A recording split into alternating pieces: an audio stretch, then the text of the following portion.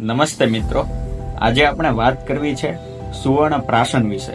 સુવર્ણ એટલે સોનું અને પ્રાશન એટલે ચાંટવું। કાશ્યપ સંહિતામાં કાશ્યપ ઋષિએ અદ્ભુત યોગ આપેલો છે। નાના બાળકોને યાદશક્તિ વધારવા માટે અને ઇમ્યુનિટી બૂસ્ટઅપ કરવા માટે આ યોગ આપવામાં આવ્યો છે। આ યોગ પુષ્ય નક્ષત્રના દિવસે બનાવવામાં આવે છે। પુષ્ય એટલે પોષણ કરવું। એ નક્ષત્રના જે રેડિયેશન છે એ શરીરનું શારીરિક અને માનસિક પોષણ કરે છે।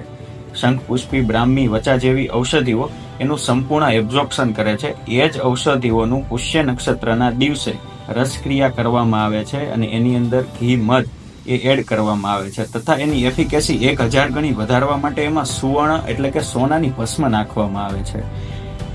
ષડભી માસે શ્રુતધર સુવર્ણ પ્રાશનાદ ભવેત।